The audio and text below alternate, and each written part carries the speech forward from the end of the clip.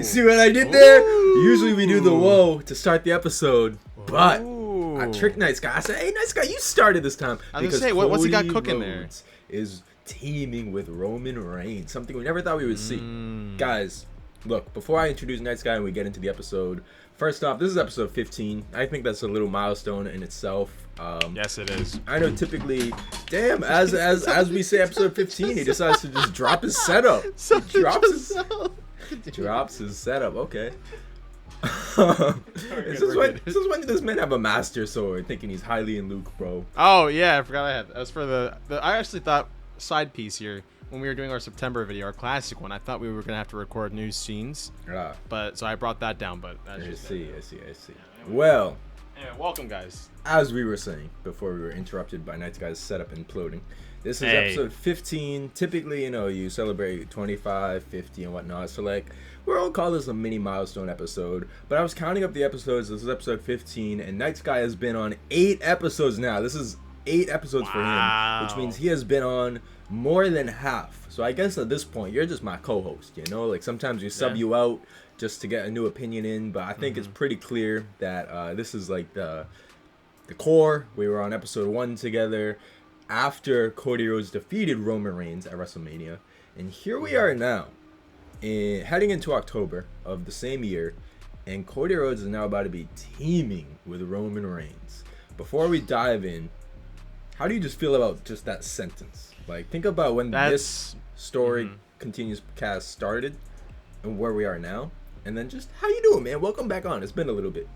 Thank you first off. Glad to be here. Congrats on 15 episodes.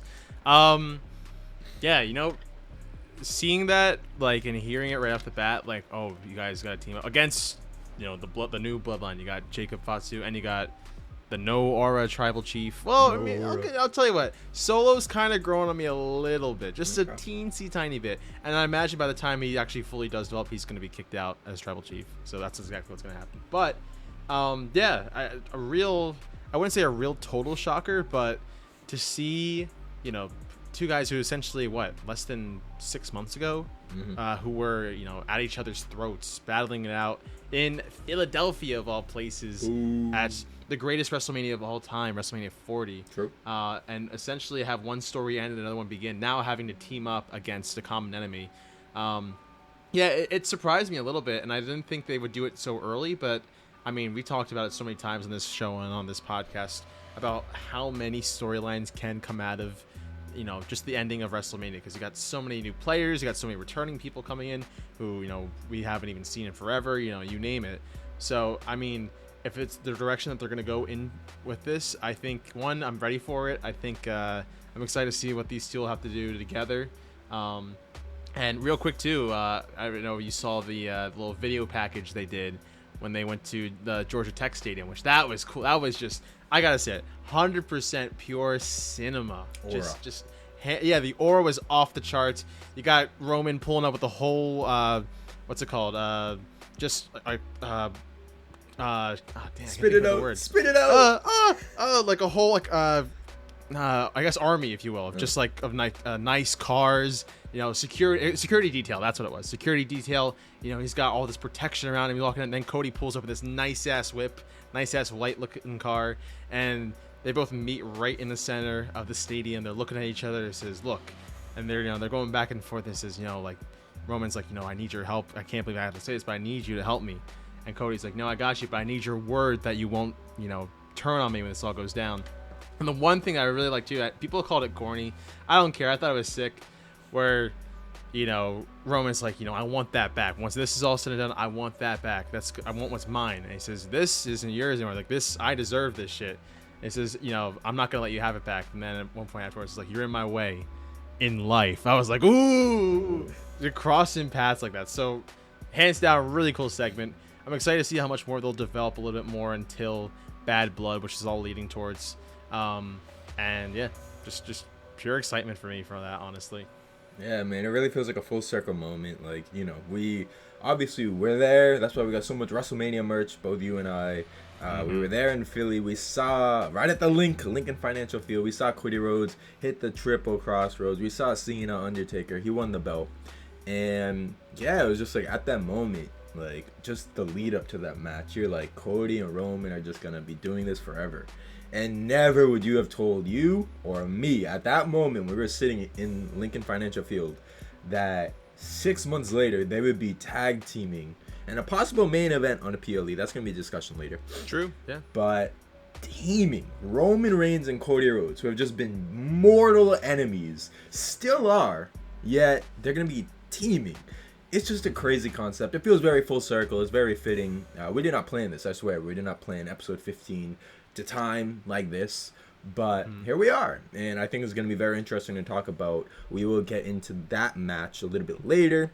You guys know how this podcast goes. We like to highlight the Triple H 5-card match special, as this pay-per-view will have seemingly. With one match yet to be determined. We'll probably start with that one since it's kind of up in the air.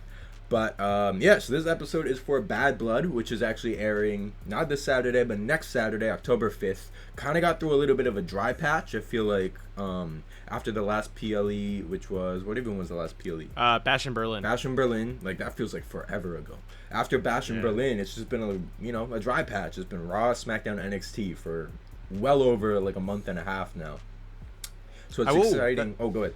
I was going to say real quick, though, we have seen some subtle changes, though. I know you probably talked about it last episode as well. But you have Raw, which is still on USA Network. But SmackDown has joined them as well on the USA Network. So they're saying goodbye to Fox, goodbye to the heavy censorship that they have there. Every single time you hear a chant, it just sounds like you're losing your audio, like, every single time. So that was pretty funny. But then not only that, but NXT just finished their final episode on USA because now they're going to the CW. And they're going to have some special guests there. But also, SmackDown got that whole rebrand, too, which looks really cool. So, all this to say, too, and then leading up towards, of course, in January when Raw goes to Netflix. And we're going to see some of the craziest shit, probably. I don't know what the hell is going to happen. Seth fucking Rollins! You're going to see so much, dirty stuff. No, I'm kidding. Who knows what they're going to do? But I'm excited for that. But this is definitely a taste leading up towards that as well. So cool little changes there. But yeah, I would agree. Definitely kind of like a dry patch of stuff. You're starting to see some things happen a bit more. Obviously, there's more stories that are continuing on that are going to lead up to Bad Blood. But no, for the most part, just kind of been business as usual. Yes, sir. Business is booming. And with that being said, we have a PLE finally coming up next week. Soon after that, so we did just have episode 14, which was very much like you kind of just summarized, like talking about the SmackDown changes, Raw's changes, all of that stuff. Because like I said, it was a dry patch. But we're finally nearing in on Bad Blood. And this is one of those pay-per-views that, like, when it was announced, you just kind of knew what the matches were going to be. You knew Liv and Rhea were going to be fighting. You knew Punk and Drew were going to be fighting. You probably didn't predict Cody Rhodes and Roman Reigns teaming up, but here we are. And this does feel like a very big PLE. I feel like the past few PLEs, like, you were excited because it was a PLE, but they felt, I don't want to say filler, but you know what I mean. Like, they didn't feel to the same significance that a WrestleMania had or a SummerSlam had. Bad Blood's carrying some weight. I feel like these are some important matches going down on this PLE, whether it's for a title or just purely for hatred, like Drew and Punk or, Liv and Rhea, which we've been summarizing so much and hinting. Let's just dive into it and get into the meat. Let's go for it. The first match is not yet confirmed because we're filming this podcast on a Tuesday, and SmackDown will air on Friday, obviously, over on USA Network now. And it will be Bayley versus Naomi, where the winner will face Nia Jax at Bad Blood. So that still has to be determined. However, who do you predict is going to be the winner? Or do you think maybe they'll pull some typical WWE shit and we end up getting a triple threat at Bad Blood? Is Tiffany Stratton getting involved? What do you think? And then, we can briefly talk about the match itself at Bad Blood, but it's kind of hard to talk about when you don't know who it is just yet. I agree. I think for the most part, this is a match that, we probably did see coming, but it's cool that Naomi is definitely getting a little bit of a push again to try to go for a singles championship. But I do think, honestly, that's what I thought was going to happen at first when they both got like the pinfall essentially. So I thought, then they're going to have to determine who's going to either win or they're going to have to do a triple threat.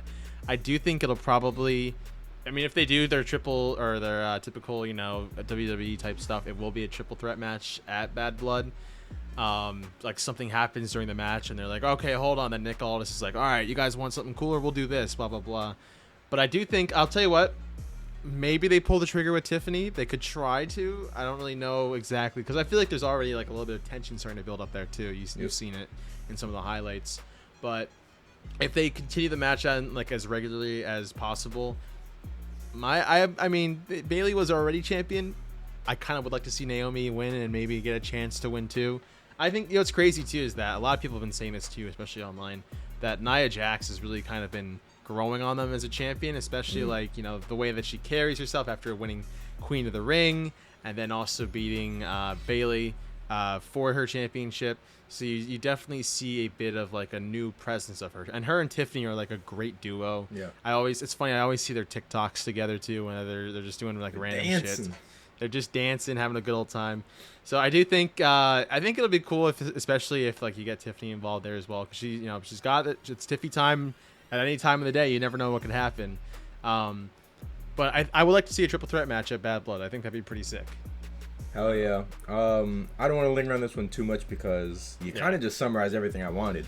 But I do think it's going to end up being a triple threat. I just don't see them kind of burying Naomi, Like, I don't know. I feel like Naomi needs that PLE match after kind of being left behind. Like, Jade and Bianca went on to just kind of be like their own tag team. So it's like she's not really with them anymore. She is once in a while in a backstage segment, but she's not, really part of that team no more. And then, it's like she was on, I think it was Backlash, where it was Tiffany, Bayley, Naomi. I think that was the triple threat.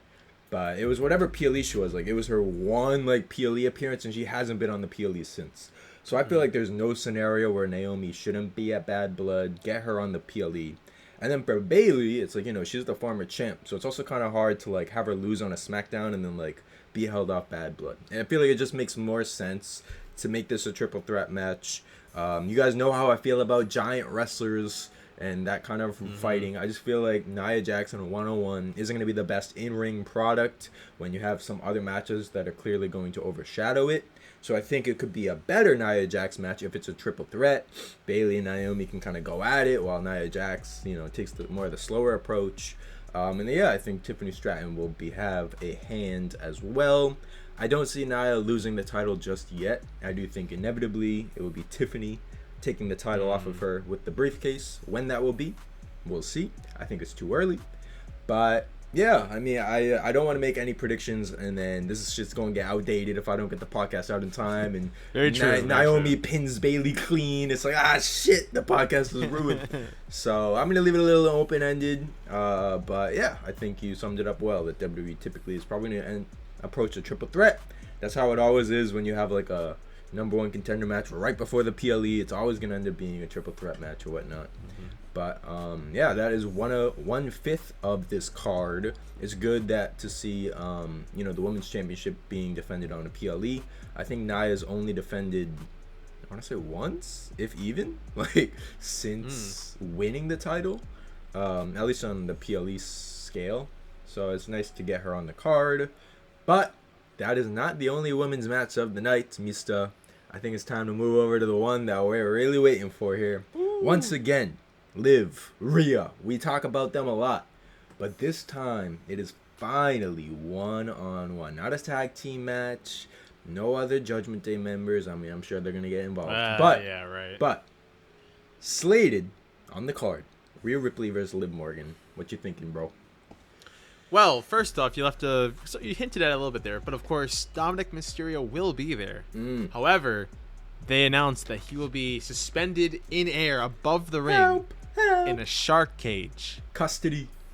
The custody of Dominic Mysterio Part 2. First off, I think it's a great idea just to have Dom just kind of be like, what's going on down there? That type of thing. But you're right. It definitely feels like we've been talking about them for a while, because we have, ever since the end of WrestleMania, where Liv decided, to injure Mommy right off the bat. We always sense the bad blood between them. So I feel like this PLE makes the most. I mean, I love even just talking about battle. I love the name of it. It makes sense. It's kind of like a fall Halloween-esque type of like event going on. You got people whose feuds have been boiling for so long that they have to settle this one way or another, which that's another thing too that I've seen people say, and also I've been thinking of as well, is, you know, I like when feuds are good. I love when they're like lasting. Yeah. But at least for me, kind of like, when do they know when it's time to move on a little bit, you know? I mean, you have some like legendary feuds that like went on for years, that type of shit too, right? Yeah. Even got stuff currently right now that's going on. Like, I'd even call it a bit of an underrated one with Carmelo Hayes and Andrade. I think that is a very underrated feud that they got going on. They're gonna have their 6th match in their set on Friday, I believe. Yep. And, you know, pure cinema for that too. But I feel like for Liv and for Rhea, it's always weird too to see like the new Judgment Day kind of beat up on her and Damian Priest, because you're like, well, wait a second, you guys are wimps. What the hell? No fucking way I'm gonna let JD McDumbass, you know, try to just take on, right? Yeah, big head or whatever. It seemed like even, well, Finn Balor, he has his moments, but I feel like there's just a time where like, okay, how much longer can we sustain this? For Liv and for Rhea, I feel like this has to be the moment where they're like, all right, this is it. This is once and for all. Now, in order to say that really depends on what's going to happen with Dominic too, because is Rhea really going to totally separate from Dom, be like, that's it? Or are they going to hint at her like something? Is there still something there or not? Because we've seen too, she's been hanging out with a certain new champion as well, as we've seen very much recently. Sheesh, we got to talk about that later too. But yeah, it's, you want to know like, how's that going to affect that dynamic too? Especially when you know that Jay is going to end up eventually getting involved with the Bloodline again at some point. It's really about like, what do you do now to kind of finish off this feud? So I do think it'll be a great match. I think they're obviously, both of them are good wrestlers, and they're you know, really good at being athletic, right? In terms of predictions, I really don't know. I do feel like it would be cool to see Rhea like take the championship back, because it's been, you know, since WrestleMania, or when she had to vacate the championship because of her injury, that she hasn't really had a proper chance to get it back. So I do think if this does fully end this storyline, I think Liv will lose the championship. I think Rhea will win it, and maybe something happens with Dom. That's what I think. Yeah, I mean, the more I think about it, like, I love them both. I do. But, like, I feel like this whole feud, I've kind of sided more with, like, Liv, which is interesting, because I'm actually I'm a very big Rhea Ripley fan, but I think I'm just as big of a Liv Morgan fan. And I've just loved the dynamic with Dom. Like, I remember making the point, it was either with you or with one of the other hosts, that when, you know, Rhea and Dom was like the hottest thing in wrestling for a while. Like, that was the thing, bringing in the social media views, the numbers and whatnot. But then when Rhea unfortunately got injured, it was like, all right, now what do we do with Dom? Insert Liv to the picture. I ain't gonna lie, man. I felt like Liv and Dom was clicking even better than Rhea and Dom, which was crazy, because Rhea and Dom was already to this level, but Liv like found a way to take it to this level, like even a level higher. Yeah, to that type of thing. Yeah, I get that. When Rhea had come back, and like you were hinting that Rhea was gonna be back with Dom, it did just feel off. You're like, nah, we're kind of past this. We're kind of past this, you know? So I am interested to see kind of the fallout of this. And you made a good point about how a lot of these feuds have been going on for quite some time. So at one point it just being like, you know, dragged out. I think the two highlights from this PLE are definitely Liv and Rhea and Drew and Punk, considering both feuds have literally been going on since WrestleMania, over 6 months now of the same feud. I'm on the side, and we'll talk about it more when we get to the match, of like ending Punk and Drew after this. However, I feel like Liv and Rhea, and I made the point on episode 14 because we briefly talked about this, but I feel like they're just making so much money for WWE, so much social media, so much whatnot. Headlines, yeah. I don't think this feud is over after Bad Blood. That's my personal take. I think the Punk one, end it, move on, split. But this one, I do see it maybe going another PLE and whatnot.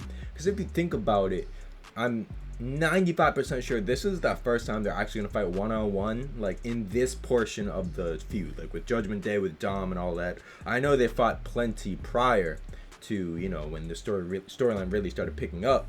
But you gotta remember, the only other time they fought in a PLE recently was the tag team match at Bash in Berlin, where it was, you know, the Terror Twins versus Liv and Dom. Terror Twins got the win. That almost gives me a slight feeling that maybe Liv will retain at Bad Blood. even though I could see Rhea winning. Like, it could go either way. I feel like I'm going to play it safe and predict that Liv wins. I don't know. But, yeah, it really could go either way. I'm very interested for this match. I think having Dom in a shark cage does add a little bit more juice to this match. And obviously, it's a nice callback to the custody of Dom Mysterio match that Eddie Guerrero and Rey Mysterio had back when we were kids. Very true. So, yeah, this is going to be a good one. It's going to be a banger. I'll be interested to see, like you said, when those other goons, Carlito, JD, and if maybe Finn, I mean, he's going to match that we're going to talk about next. But maybe they'll all get involved after Finn especially said, "It was me all along. I told Dom to get with Liv." Like, I told him to do it, we'll see if Finn, the mastermind, has any play in this match. But he might not, because the next match to talk about is one, honestly, I know there's a lot of good matches on the card, but this is a match I've been waiting to see. It might be my most anticipated match of the night.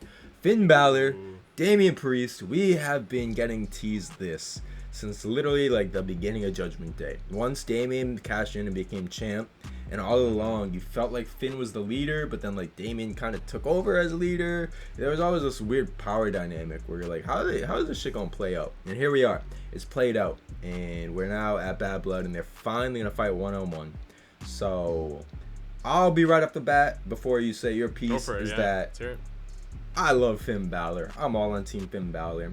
Damian Priest has won me over. I think he was a great champion and whatnot, but I'm hoping for a Finn Balor win. This man needs some momentum, but we'll see. I do know the Terror Twins are mad popular, so I wouldn't be surprised if we get a Terror Twins sweep. Rhea wins the title and Damian beats Finn.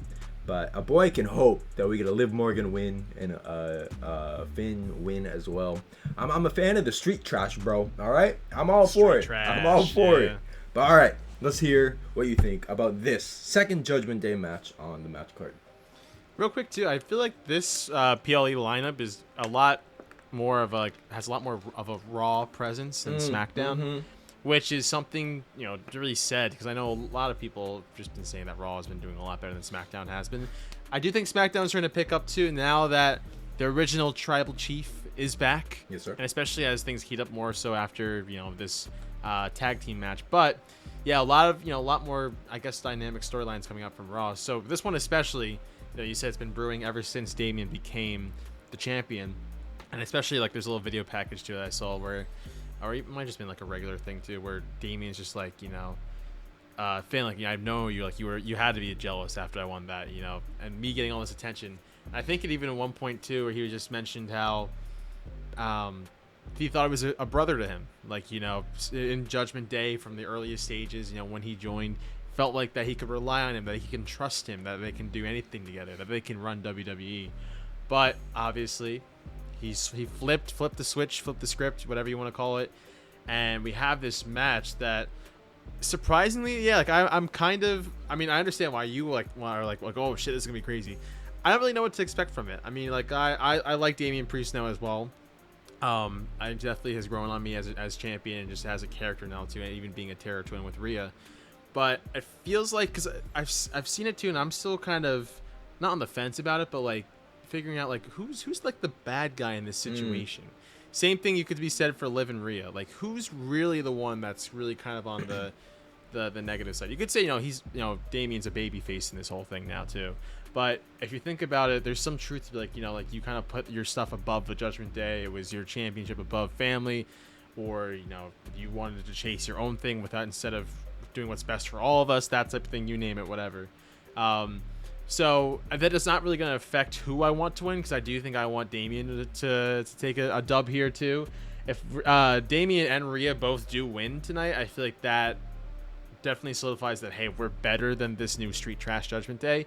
However, if Finn does win, I feel like that could definitely be a bit of an upset, if you will. Yeah. Because people are, like I said, maybe they're expecting Damian to win, but if Finn does come out and perform his ass off and ultimately get a good win, I think that could definitely make for another good storyline as well. Maybe even just something solo as well. So, yeah, I'm gunning for Damian, but if it's Finn, I'd be pleasantly surprised. All right, I'll take it, man. I do think it's one of those if and presumably when Damian Priest wins, I feel that in my gut. I feel like it's hard to have someone who is just your champion lose to someone who's a tag champ that you forget about because you're like, oh Right. yeah, there's tag A champions. fucking Raw tag team champion. And someone who just like has taken losses for like a year straight. Like Finn Balor has probably lost more than he's won. Like that's my guess. I don't know the actual stats, but it feels like it. Especially as a big Finn Balor fan, I'd say he's in my top 10 current favorite active wrestlers right now in WWE. I've always been a Finn Balor fan. Like I want to get the Finn back that was Universal Champion when he debuted. That beat Roman Reigns on his debut. I want that Finn Balor back. All right, the Finn Balor from a decade ago or however long it was, 2016. Yeah. It's not that I love Judgment Day. I was out for it, but I just never liked how they didn't let Finn be the alpha. Like I wasn't a fan of Damian Priest being the guy, you know. And that's why I was pleasantly surprised that he ended up winning me over and whatnot. But it's just one of those, like, it's literally it should have been me meme. Like, that's what it feels like for Finn. His whole career in WWE always feels like it should have been me moment. There's so many times where he was overshadowed. He lost to Edge at WrestleMania, WrestleMania 39. It should have been Finn to get that win. He's lost to Seth Rollins in big matches. It should have been Finn. Seth Rollins is already established. Why wasn't Finn winning? He's, presumably going to lose to Damian Priest. It should have been Finn. Like, why is Finn just never going to get back to that mountaintop? I want to see that continue to just get under his skin. I love that he's feeding into it, the jealousy, the ego. Yeah. I like that. I feel like something's going to come back out of him. Maybe he'll bust out the demon, something we haven't seen in a while. Demon and Finn Balor again? That'd be cool. Something we haven't seen in a while, something that ain't no mid-carder doing. This man's going to catapult back to the main event scene. If they bring back his dun, dun, dun, the theme song and all that, like, that's what I'm trying to see. So yeah, I think it's gonna be a fun match. They're two very different wrestlers. Damian Priest is more of that like powerhouse, while Finn's more of the high flyer and flashy moves. So it will be a little clash of styles, but it's something that we've been just waiting to see with all the super popular Judgment Day backstage segments. It's nice to finally get that payoff and see them fight. Not for sure.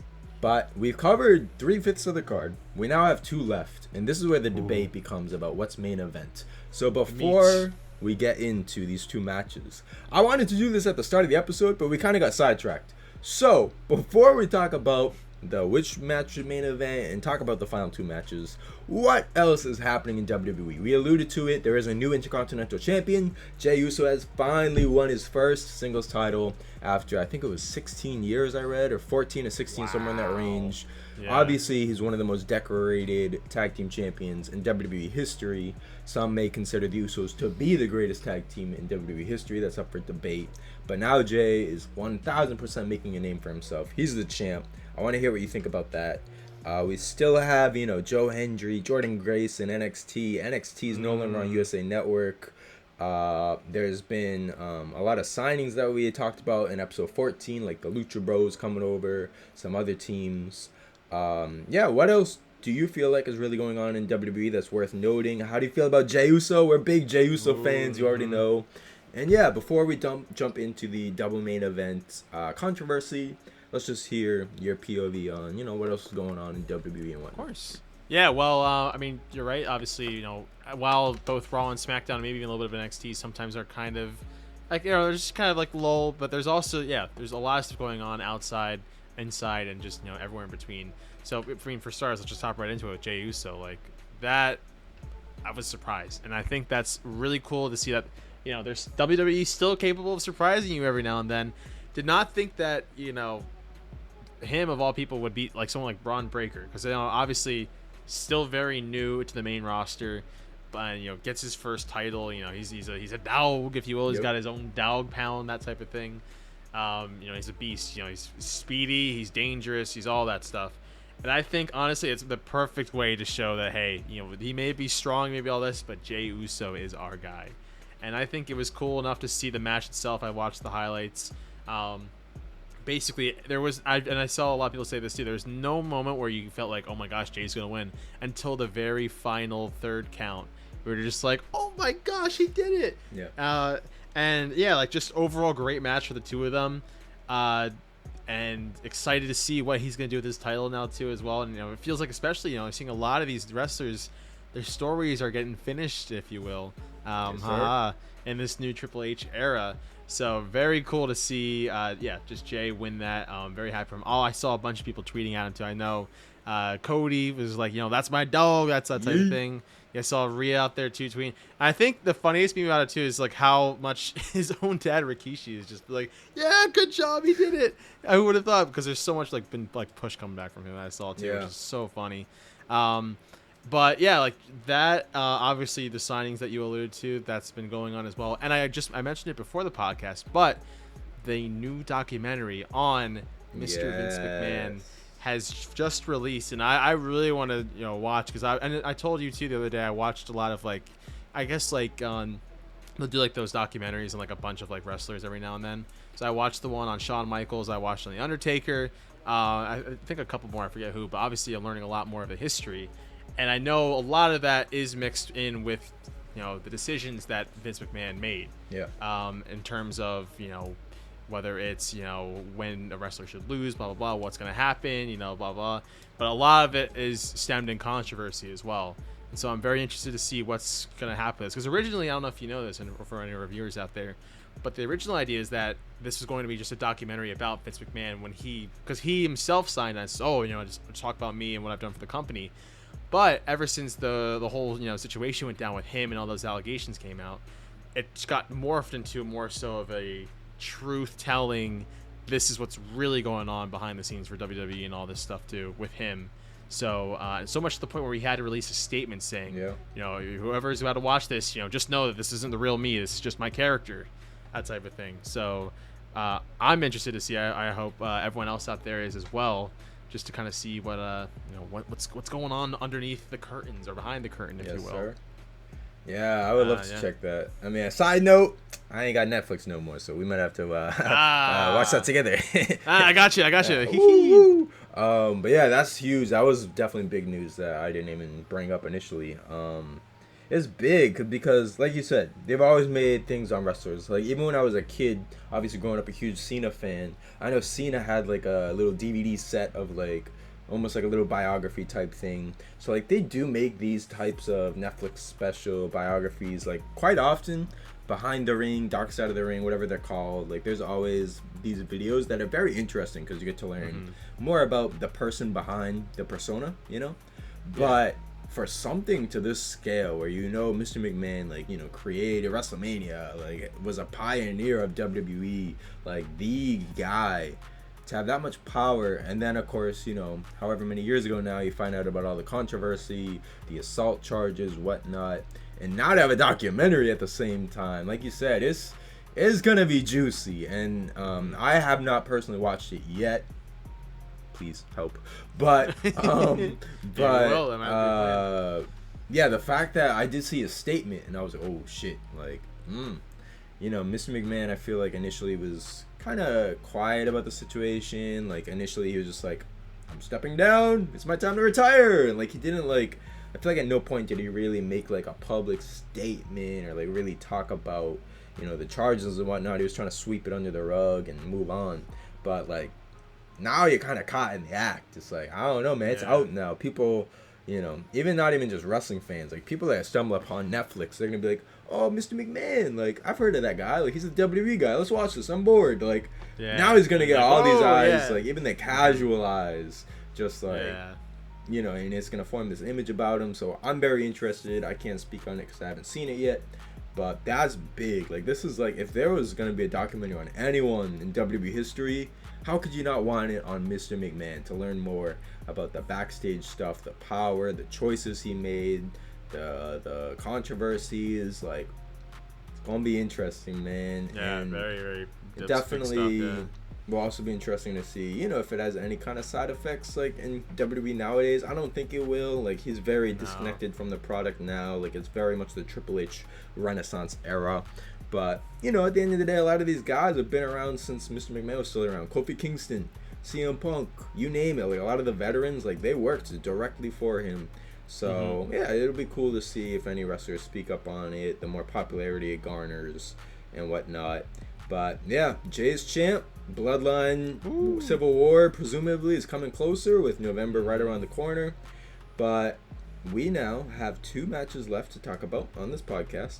And the reason we're saving them together is because there's a lot of debate talking about controversy, you know, perfect setup for this. Which match should main event Bad Blood? Now, I think clear cut from the promotional posters and whatnot, seemingly all along it was supposed to be CM Punk and Drew McIntyre. But the argument that I'm also seeing is like, this is the first time Cody Rhodes and Roman Reigns, who just main event to WrestleMania 40, are going to team up. People are like, that's kind of monumental. Like, that has to main event. So I want to hear which side you are on. Which would you like to main event? And then whichever you pick, just give me the predictions for the match and how you're feeling. Sure. I mean, oof. Like, already, yeah. Like, having that, the Hell in a Cell match is already, like, a big deal. But then you're like, yeah, exactly. Having 2 guys who were once enemies, that much of an enemy that they are now teaming up together to fight a common enemy. It's something that you don't see a lot. Or well, when you do, it's monumental, like you said. But I do think, yeah, like based off promotion, based off of how this whole thing is going, based off of pure hatred, because that's what the whole thing about Bad Blood is. Your beef with someone is so bad that something's gonna explode. That type of thing. So with that being said, I do think that Drew and Punk will main event. Solely because, you know, it's been leading up to this very moment ever since WrestleMania, ever since, you know, Drew started being a bitch and be like, you're like, oh, you see this shit, Punk? And then, you know, and then Punk starts beating the shit out of him, and then Damien catches in, blah, blah, blah, you name it. But I believe it will main event. I understand the argument for why you want Cody and Roman and the tag team match to main event as well. Because, I mean, think about it, you know, the last tag team match where they both were in was at WrestleMania. And that was the main event of Saturday, where Cody had Seth Rollins, and of course Roman had The Rock, the final boss. Fuck that, and you know, all that type of thing. But I'll tell you what, because it's not that grand of a scale, and I hate to say it too, and because it's against, you know, the Temu tribal chief, you know, Solo Sikoa, maybe not a good enough reason as to why it won't main event, but that's possibly what I'm thinking. Obviously, I think the highlight's going to be seeing Roman go against Jacob Fatu. I think that'll be really cool to see, and that makes a good case for it to be a main event. But just because of what we've been building up to and what we've been seeing with Punk and Drew, I feel like that just has to be the main event. I feel like, you know, the way that they're describing what's going to go down, Hell in a Cell, they're going to make each other bleed. It's going to be, they're going to make him retire from WWE, you know, all this stuff. Yeah. They really, you know, gloves are off this time. They're going to fight until they bleed. That's exactly what's going to happen. I don't think we're going to see that with, you know, this tag team match, but I do think we're going to see it with this one, and I believe that's why it's a main event. And with that being said, prediction, I don't even know, because, like, they're both, like, I believe, no, as my understanding, they're both kind of even right now. I'm pretty sure, because Punk just won. Won in Bash from Berlin, but then Drew got the SummerSlam victory. So, yes, it's 1-1. Yes. So, this all really comes down to, you know, who's going to move on, what's going to happen next. But I'm thinking ahead, too, because remember, there's one person that we kind of left out between this feud, too, and it kind of happened, you know, at Money in the Bank, as well as also just kind of been alluded. But Seth freaking Rollins is still a factor in this, because, you know, he's still mad at Punk for essentially for kind of screwing him out of this opportunity as well to become the champion when Damien was still champion. So, with that being said, I feel like if Punk does win, then he'll go straight to the feud with Seth Rollins. So I could see that happening. Also, you know, it's almost a year, I believe, since CM Punk actually came back to WWE at Survivor Series War Games. And I think because of that, that's what's going to end up happening. Not just because of like timeline stuff, but I do think if CM Punk does win, his next feud is going to be against Seth Rollins. And I believe that is, in order for that to happen, he needs to be coming off of like a high and going to something else, like right off the bat, like no kind of like time for downtime, that type of thing. Yeah. So I do think Drew is gonna lose. I don't know what's gonna happen, because I really don't know. It's like on the point where like it's just kind of up in the air. But as of right now, my prediction is that CM Punk will win. That's what I have. Oh yeah, man. Well, I agree. I do think Punk and Drew are main eventing. Just because, you know, at the end of the day, like you said, the only reason why Roman and Cody wouldn't be is because of the Temu bloodline. Nobody wants another Solo Sikoa PLE main event. You already know how that goes. But my predictions would be, since you already gave your Punk and Drew prediction, I remember at one point Punk said that like he wants to move on to pursuing the championship. So I feel like if Punk is gonna go that route, and obviously with the merch sales he does, and the way that WWE just knows he's such a hot hand, I do see Punk winning the feud, going on to bigger and better things. He will have to address the Seth Rollins feud, like you said, whether that will take place at like Survivor Series or whatnot. But I do see Punk getting a shot at Gunther somewhere along the lines as well. Whether that comes before or after Seth Rollins, we'll see. I could see something along the lines of like Punk beats Drew at Bad Blood, maybe at War Games, like it's Punk versus Gunther. Seth like costs Punk or something. That sets up for the Seth and Punk program to go all the way into WrestleMania 41. That's probably how I would see it going. Or maybe it's like Punk versus Gunther at the Rumble. I don't know. But I feel like that's the path for Punk. I'm very interested to see where Drew goes from here, because it feels like he was very obsessed with Punk, obviously. And if he is to take a loss in this feud, where does he go? Yeah. So we'll see how that kind of plays out for Drew. But yeah, I do think it's going to main event, clear cut, and it's going to be a strong match. And like I said, I think this has to be the end of Punk and Drew. So if it is, this is one of WWE's top feuds for the whole year. Let it main event, give it its spotlight, and yeah, presumably Punk goes on. If Punk is to lose, then probably Drew is just going to take over that slot and go pursue the world title yet again. But I feel like it just makes more sense to let Punk do that, since Punk was initially going to be fighting for the world title at WrestleMania 40 pre-injury. Kind of let Punk pick back up where he left off almost a year ago now, like you said, pursuing the world championship.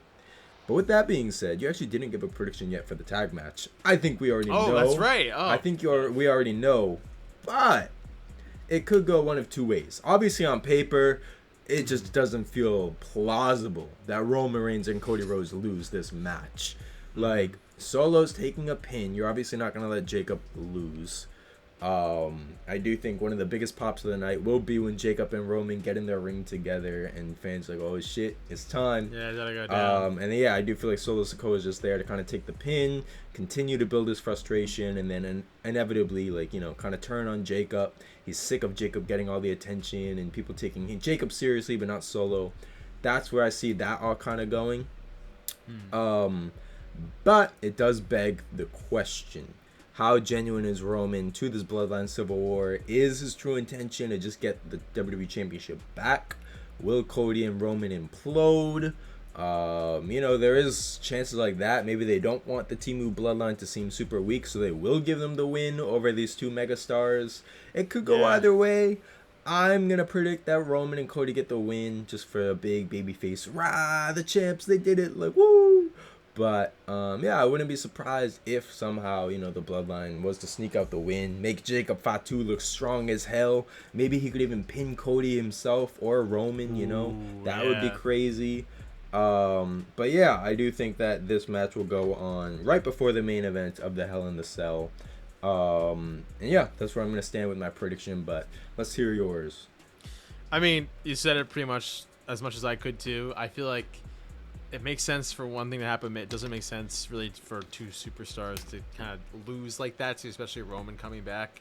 And this is like his first PLE match since WrestleMania. Yeah, that's crazy. And so, yeah, it's crazy. It's been 6 months since then. So a lot of this is kind of building up to, that also makes a case for why it could be a main event too. But what I will say is that I feel like this isn't just going to be, it's not going to be a clean cut match. I feel like, if anything, it's going to be like Roman's going to start getting a taste of his own medicine when, you got the tag team champions as well, Tama Tonga and Tonga Loa.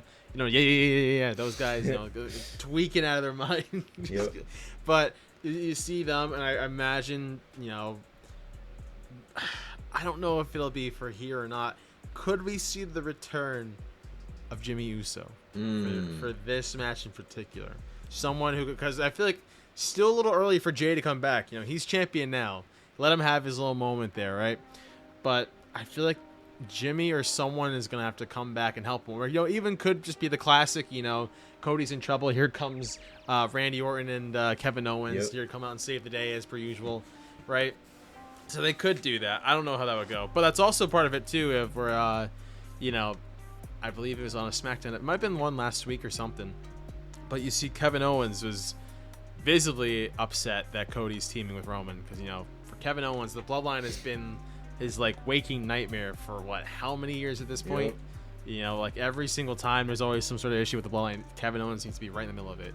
So of course he'd feel some type of way now that one of his best friends is teaming up with, you know, the guy who made like your life a living nightmare. So I feel like that could also have some effect in it too. Who knows? But yeah, in terms of my predictions as well, I think it makes full sense for Cody and Roman to win. I think, you know, you'll get the big pop. You get the like, oh, let's go, oh, the babyface did it, blah blah blah. Yeah. But yeah, if Solo and Jacob happen to win, I do think it establishes that holy shit, these guys are an actual threat. Yeah. Maybe more so Jake, unless Solo starts doing some crazy shit too. But we'll see. So I really don't know. I'm gonna just circulate this and throw this out there. Imagine. Let's go for it. Bad Blood tag team match. Roman Reigns and Cody Rhodes teaming for the first time. Solo Sikoa pins Roman Reigns at Bad Blood.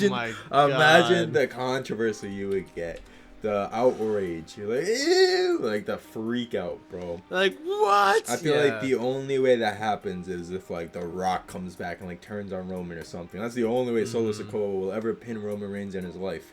But I don't see that happening. Yeah, I think Roman and Cody are gonna win. It's gonna fuel, you know, it's easy when the heels like get a loss because then they can just like be fueled by jealousy and like, I can't lose. So then that's gonna continue the feud. But yeah, it is interesting, the whole Kevin Owens development. Obviously, that heel turn is just being dangled like a cherry on top. So it's interesting to see if that plays any fact. Kevin Owens is just the mortal enemy of Roman Reigns in the Bloodline. He's always been there every single time. Even with Sami Zayn, the honorary Uso being involved, it was always Kevin Owens fighting for his life against these Samoans, man. Like, they just hate Kevin Owens. So I am very interested to see how that gets into play. We always know that the Randy Orton, Cody Rhodes thing, like that's still what people want. So like both Randy and KO are still very much involved in this storyline for sure. But yeah, we have covered the match card. So now with that being said, Bad Blood comes to you October 5th, next Saturday. It's going to be a very interesting card. I'm quite amped for it. You know, there were a couple PLEs recently where it was like Crown Jewel, or no, not Crown Jewel, King of the Ring, what was the other one? Even Clash at the Castle low key, where I was like, oh, it's a PLE, I'm gonna watch, but I wasn't like excited. I'm excited for Bad Blood. It's just like a really good card. Very excited for the matches. So please enjoy your viewing. Please enjoy seemingly the end of Punk and Drew. Enjoy Cody and Roman teaming for the first time. Enjoy yet another money match between Liv and Rhea with Dom dangling from a shark cage. And yeah, we'll see the fallout and how this continues on. It seems like after this one, there might be one more before Survivor Series, but you gotta assume we're now building towards Bloodline Civil War if that's still the move. So to be interested to see, like you said, how Jay gets involved, if Jimmy comes back, and when Jimmy comes back. When are we going to get the Wise Man, the Advocate, Paul Heyman? True. When are these OG Bloodline characters going to return to start stepping up to Solo, Jacob, and the new Bloodline? We will see. And where is the final boss? He's cooking. See, he's cooking, if you know what I'm saying. He's doing the Moana dance at the conventions. But yeah, alright guys, so that is it. Episode 15, thank you so much. Thank you once again to Mr. Sky, Night Sky. Check him out on Twitch and all that good shit until he's back on the next episode. We'll likely come back to you with a post-Bad Blood podcast. We'll see. If not, no promises. But do enjoy that show. Yeah, there's a lot of change in WWE, so if you wanted to hear more about that, head over to episode 14. That's where we kind of talked about like the changes and whatnot. But we have discussed Bad Blood, Mista. So with all this WrestleMania merch, as we look forward to the complete opposite of what we watched that day, as Roman and Cody team, as Punk and Drew bleed, I'm excited for it, man. Thanks again for coming on the podcast. Any final remarks, Mista? Yeet. Yeet. You already know. Hey, shout out Jey Uso, bro. Yeet. After all that time, honestly, you guys already know how I feel about Braun Breaker. I want that man to turn heel. I don't like him as a good guy. I'm all for Jey Uso pinning his ass clean. I'm all for it. So I'm a happy man. With that being said, maybe we'll see some Jey Uso appearance at Bad Blood, whether he interferes or has a hand in the Rhea Ripley match. Oh, yeah. Or Cody and Roman. Who knows? Who knows? Maybe you'll hear, it's just me, Oos. And he comes out with the IC title. That'll be fire. Jeez. But, yeah, until we find out, I hope, get ready for this one. Your story continues. I love saying it. It just rolls right off the tongue, bro. I hope your story continues until episode 16, until post Bad Blood, or whatever other podcast we do. Maybe we squeeze in an AEW podcast, whatever else. Wrestle Dream is coming up for AEW, so might do some content for that. We'll see. But until Bad Blood, have a good day. What was I about to say? I choked. I was about to say have a damn good one. But I said, have a good damn one. So that don't make sense. Just like the Red Sox. Boo, boo, boo. We ain't getting into sports, but we all know Red October ain't lasting long. Hey. I'm a good one. I'm a funny guy. Ooh. Well, with that being said, Knight and I have to go watch the new Mr. McMahon Netflix documentary. We do. So until then, hope your story continues. We'll see you guys in episode 16. Thank you so much for watching. Until the shorts, until the content, until the next podcast. Peace out. Whoa! With the tribal chief. That was good. At the start of that podcast, I am so creative, right? So, creative liberties. Great job for you. Thank you. Enjoy that Netflix documentary and enjoy Bad Blood. Peace out. Woo!